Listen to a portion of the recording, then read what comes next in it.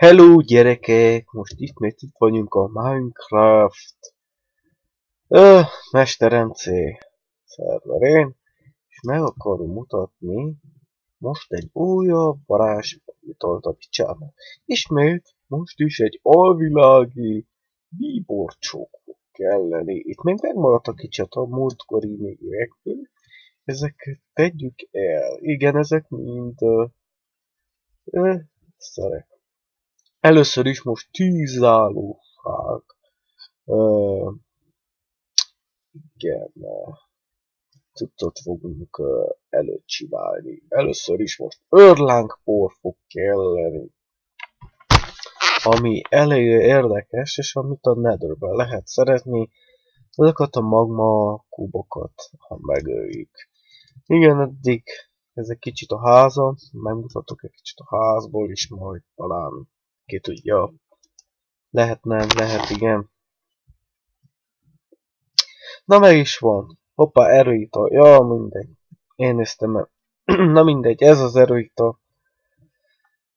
Ez nagyon hatásos. Segít megerősíteni a ütőképességedet. Igen. Nagyjából ennyi. És csak ennyit mert ez nem inkább jó, hogyha másnak dobod, ez inkább magamnak van az erő. Itt ezt dobjuk is ide be. Nem tudom, hogy látszik, nincs hely. Na jó, mindegy. Akkor most már megmutatom a tűzállóságot is, mert azt akartam. Csináljuk már.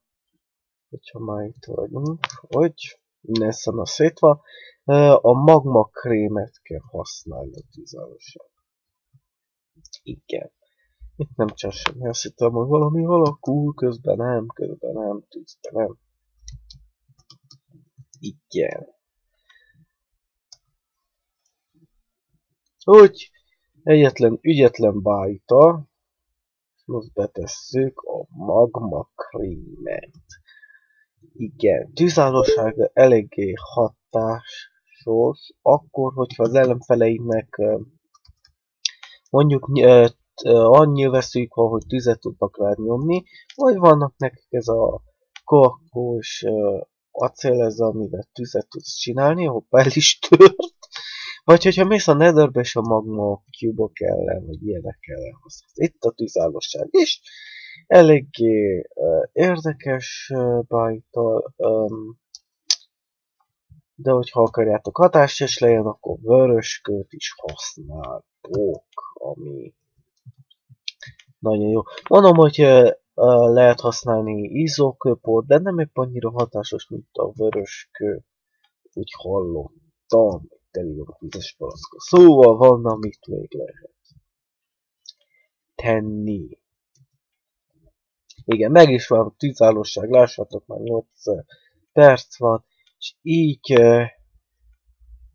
tűzálló lettem, lássátok, bizsergek a tűzállóságtól. Na jó van, köszönöm, hogy néztétek ezt a csodálatos epizódot, ahol megmagyaráztuk a tűzállóság és erőpalackot, hogyan kell csinálni. Köszönöm szépen!